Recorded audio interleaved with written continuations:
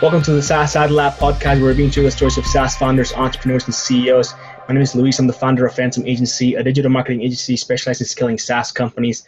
And today I have the pleasure of interviewing Travis. He is the founder and CEO over at Liquid Frameworks. First of all, thank you so much for joining me today. It's a pleasure having you. And to get started and kick things off, why don't you just tell us, a little bit about yourself? Did you go to college? Where are you currently based? And what was your experience as far as, let's start this company up? Yeah, absolutely. Well, thanks a bunch for having me today, Luis. It's certainly a pleasure to be here and talking to you. And I can give you a little bit of background on myself. I grew up as a developer. I got started in software development actually in grade school, believe it or not. Wow. First couple languages that I learned was BASIC and Pascal. So I was writing all kinds of software for little local businesses in the town where I grew up, and just really developed a great passion for it. And went to college, went to A&M down the road from Houston here in a little town, Bryan College Station. Ended up getting a degree in computer science and engineering. And when I got out of college, I went to work in the consulting space, building custom systems for a bunch of different companies, and really gravitated towards the energy space. It's kind of, you can't avoid it here in Houston. It's sort of the hub of energy in the United States. So I ended up doing that. And then over a period of several years after that, on a long road, ended up starting Liquid Frameworks, and haven't looked back since. That was in 2005.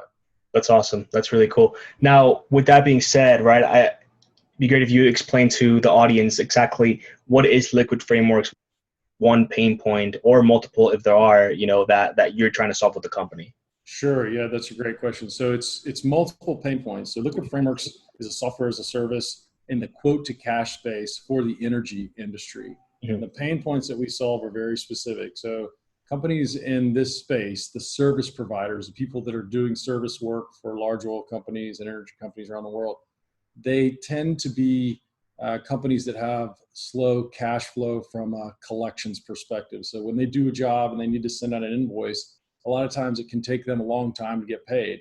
And that happens because the invoices are very complex. The work they're doing out in the field is very complex, high risk, dangerous. And so those invoices need to be very accurate, and they need to be timely in order to get paid quickly. And so what our product suite does is at the top of the list, we help accelerate that cash flow by helping them get their invoices out the door very quickly and very accurately based on what's called a field ticket, which is really a representation. It's a document that represents what was done in the field at the well site or at the refinery site or wherever they're doing their work. And so we solve the problem of cash flow. We solve the problem of high error rates with manual processes, and then also really laborious kind of duplicate data entry that you find where you might be going from paper into an electronic invoicing system. And so we're solving all those kind of pain points that really directly impact cash flow and help the customer or help our customer improve their financial statements. Right. That's awesome.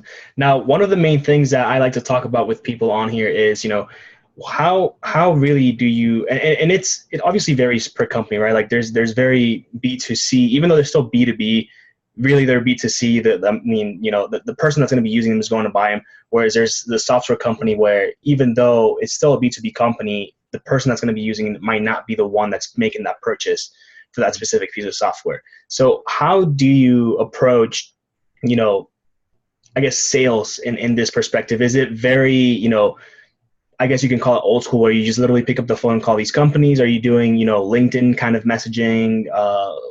What is the mix of the sales activities? Yeah, that's a great question. So you pretty much hit the nail on the head when you were talking about how in our world, it's a B2B application that we're selling. And so in that case, the end user is not the person that we're marketing to. It's not the person that's making the purchasing decision or the buying decision. So we're marketing our product or our SaaS service to, typically it's the CFO, could be the VP of finance, it's the head of operations, it's people in operations and finance. And so we first start with marketing campaigns that, believe it or not, could start on things as social as things like Facebook, and then migrate to LinkedIn.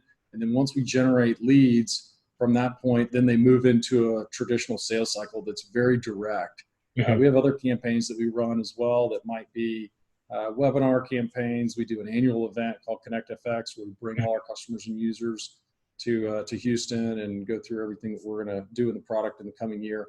But once we move from the marketing effort, the lead gen effort into the sales effort, at that point, it becomes a very direct model where we literally have a team of account executives here that once it's a lead that's established, we literally call them and get in front of our customer. And it's a very personal process where we're walking our potential customer through all the benefits and all the great things that our product can do. Right. So it is more of a traditional direct model. And I'm also guessing that the sales cycle is not, your typical software company where I go on the website and sign up, say month to month kind of thing. Like you have longer contracts and things like that. Correct. That's right. So it's not a month to month thing. The reason for that is that when you're putting in this kind of a product, it really cuts across a lot of different departments, a lot of different aspects of the business. And so you're dealing with their sales team that do quoting, and then you're dealing with their pricing team to do contracts management. And then from there, the ops team doing field ticketing and electronic forms, and the accounting team with finance and the invoicing side of things, the asset management side of things. So all those things take time to get in place. And it's not necessarily something that you go in and set up in a period of a few days. It can take a number of weeks to get that in place and get people trained up and roll it out. So we find that our customers end up wanting to make a commitment that much more than just a few months here and there. I mean, it's typically multi-year engagements or multi-year term contracts that get signed whenever we're rolling out the software to service providers in the industry. Which is a good thing, right? I mean, when you have a software that I can literally just plug and play kind of thing, if I don't like it within the 2 days that I'm using it or a week, I can just get rid of it and look for the next one. Whereas if I'm going with Liquid Frameworks, I'm going to go with you guys, and I know once I get started, like there's going back, but it's going to be a lot of work to undo everything that was done and then find somebody else and redo everything again, because it's going to be a very similar approach, unless there are companies that are in that space that, kind of dilute the services, since you guys offer multiple services and they have to go with multiple companies to essentially bring everything together. Yeah, that ends up being a bit of a challenge for our customers. So if you try and take more of a la carte perspective and more of a cafeteria approach where you pick this for the scheduling component, you pick this for asset management and this for field ticketing, you end up with a huge integration problem where you really got to integrate all those systems technically. And then it's a bit of a disjointed, not a bit of, it's a very disjointed experience for the end user. So someone in operations who needs to check on how scheduling is going versus they need to see what kind of maybe equipment failure reports have come in from the field. If those are all in different systems, it's just a real, very disjointed process and experience. And we're really geared towards making the experience for the end user seamless and feel and look really beautiful at the end of the day. That makes sense. Now, to go back on something that you touched on earlier, right? You mentioned that you are doing, campaigns on say Facebook and LinkedIn and stuff like that. What is the approach, aside from, obviously, like you said, webinars was one of those things that you're doing, but how do you ensure that the right person is looking at that? When, on LinkedIn, you can go and say, I'm going to target, the head of operations or the CFO of this company.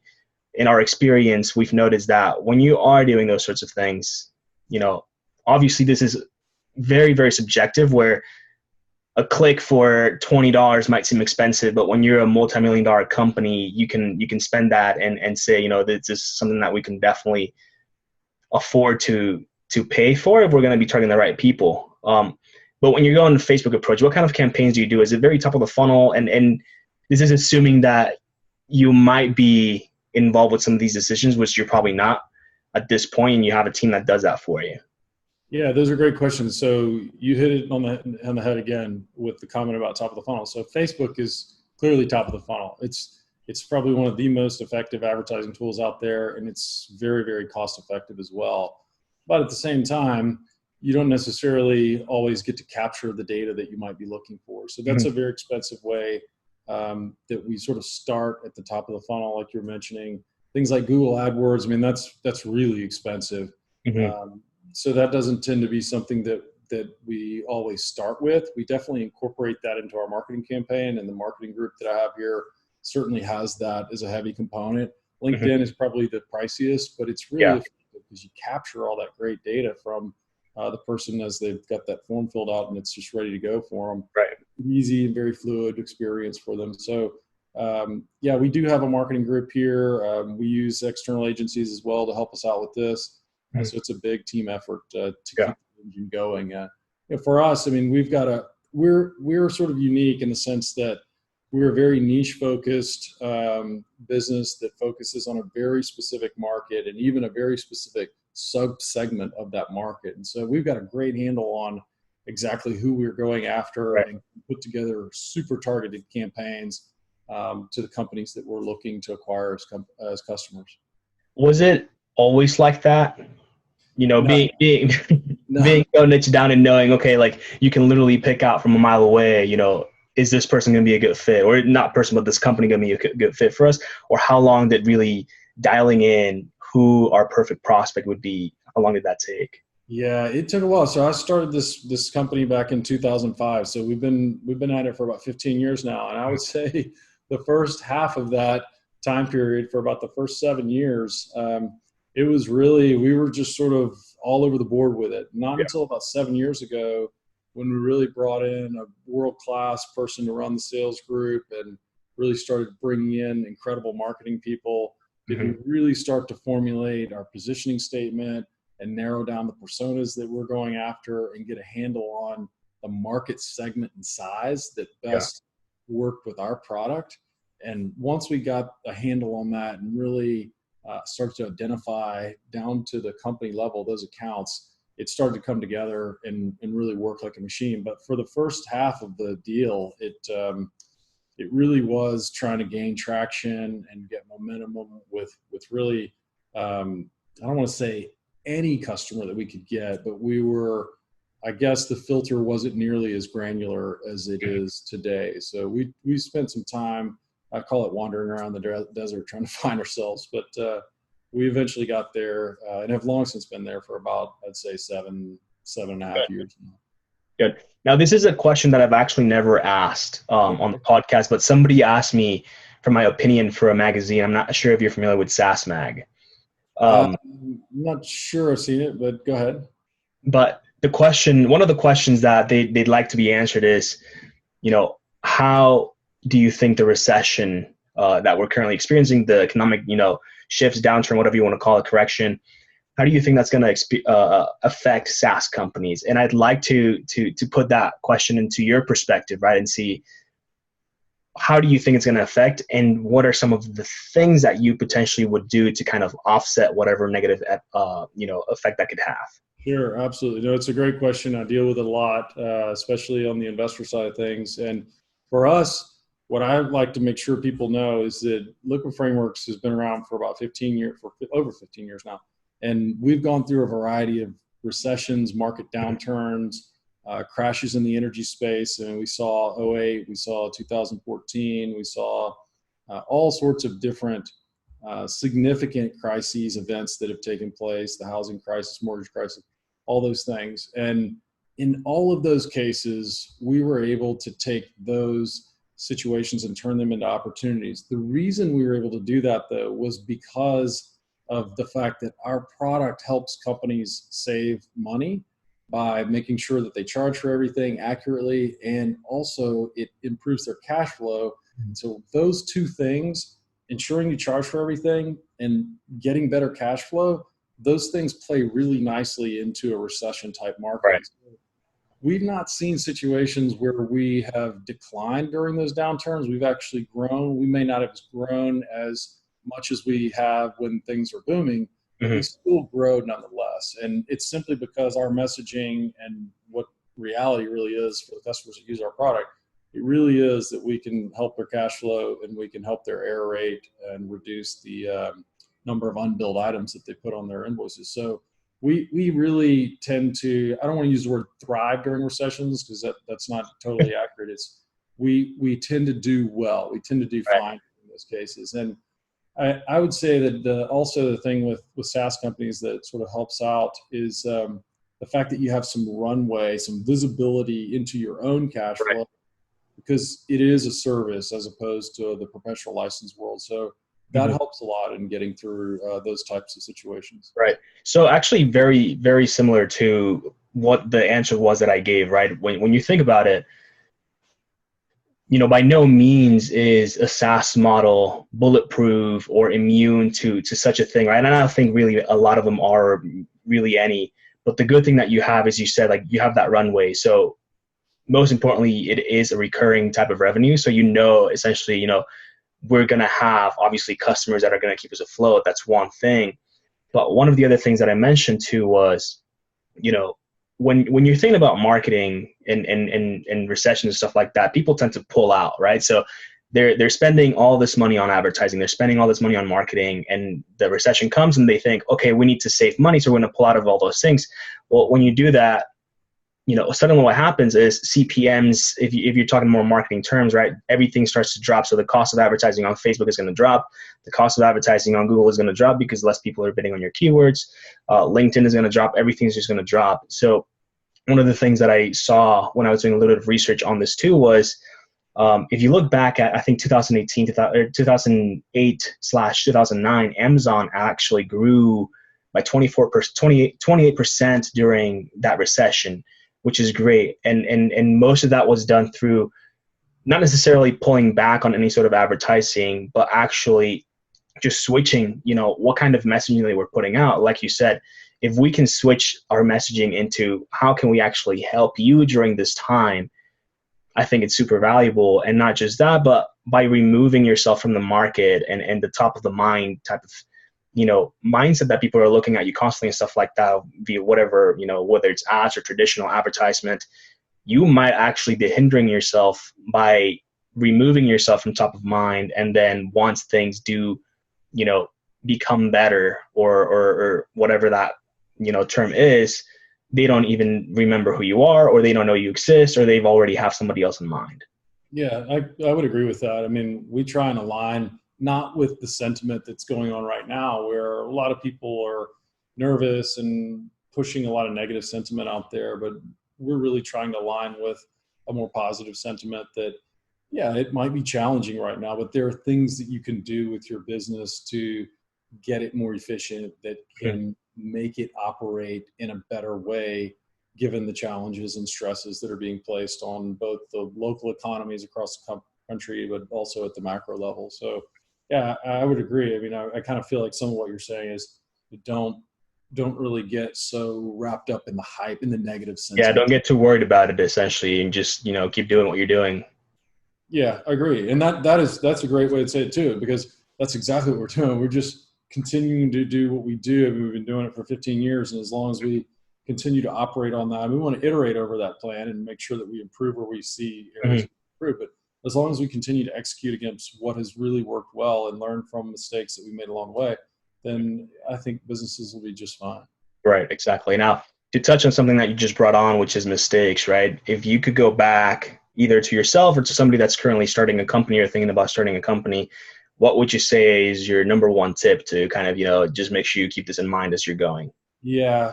I mean, I've thought about that a lot. It's a great question. I would say that hiring out more people earlier and being willing to spend that money earlier in the game, as opposed to trying to spread yourself super thin. I mean, I took for a long time, for many years, I took this perspective of, I'm just going to try and take on as much of it as I possibly could. And as a founder, I think we all sort of do that. Yeah.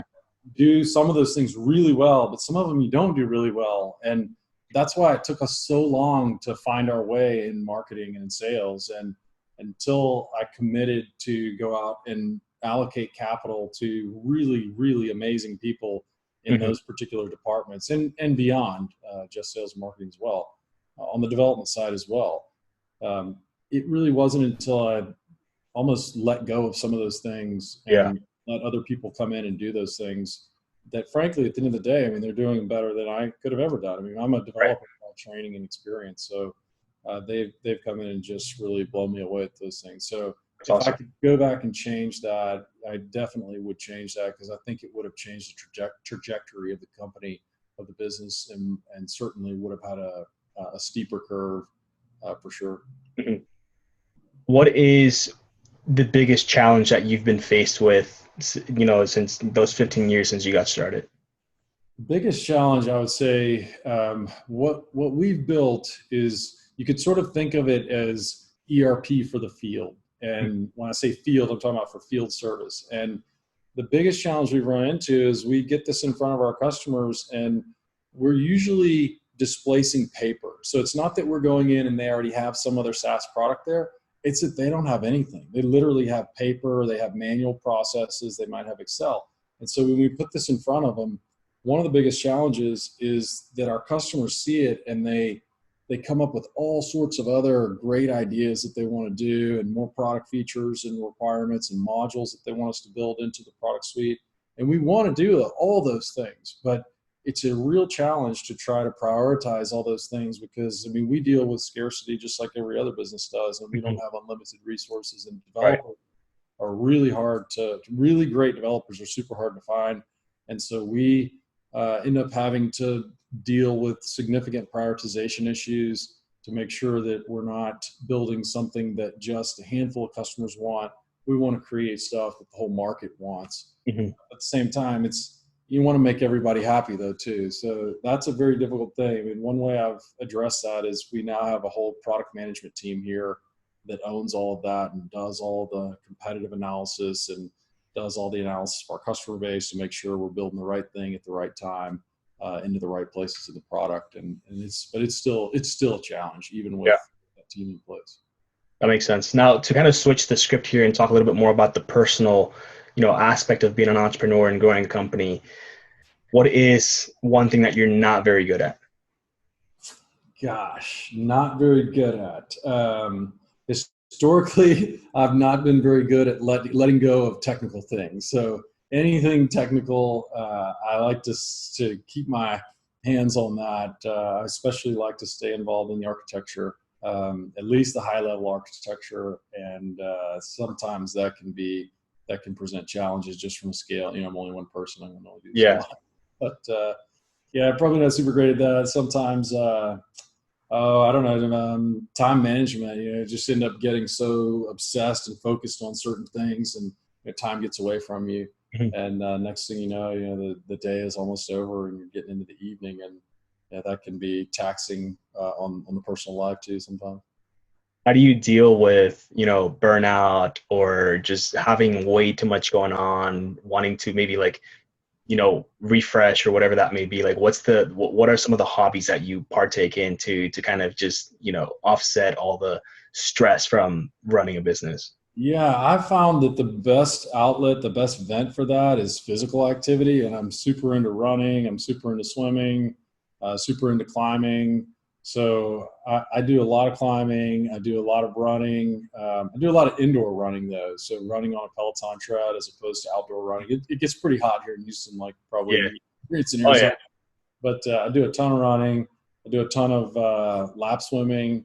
And I just find that when I do that, I mean, really engage in some significant cardiovascular work and not just, 15, 20 minutes, I mean, an hour at a time. I feel like when I'm done with that, it's this big cathartic release. And I feel like I experience this almost high at the end of it. Yeah. It lasts for a number of hours. And that really gets my mental state in such a better, positive place if I'm just really running on burnout for that week, for whatever reason, high stress. But that tends to help a lot for me, is just like physical exertion. Does really. Yeah, I gotta agree with that. Definitely just, staying active, doing something. It's obviously really good, not just for physical, but also for any sort of mental, mindset and things like that. I think it really helps you clear your mind. Certainly, yeah. I have a 2-year-old also, so he can get pretty physical as well. So he can be pretty active. That's great. And do you have any favorite books that you'd like to recommend? That's a great question too. I have a ton. I love, I've recently read The Fountainhead, which is an Ayn Rand book, which is a great book on architecture. Love that book. Recently read The Federalist Papers as well, which only took me, I don't know, I think it took me like a year to read that, which was a fantastic read. Recently read a book, The Purple Cow and Influence, which those are two really good ones. Influence, one of my favorites. Yeah, I love that one. Reading the Jeff Bezos book right now, The Everything Store, about halfway through that. It's awesome. I mean, it's so great. Love that one. Yeah, I have a ton of them. Great. We'll have to check some of those out. And Yeah. where can people find you online? Well, you can certainly find us and the company on liquidframeworks.com. Certainly have our company presence there. And then you can follow me on Twitter at tparigi, T-P-A-R-I-G-I. Great. LinkedIn, probably more active on LinkedIn. Okay, awesome. And last but not least, do you have any questions for me?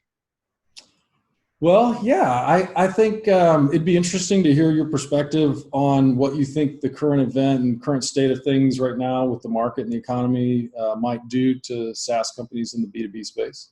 Yeah, I think on very similar terms as you, right? I think overall people should not give it too much worry. At the end of the day, things are going to end up, correcting and going back to normal, whether it's now or, a couple months from now, or maybe longer than that. Nobody knows. But if you look at historical data, things usually end up getting better.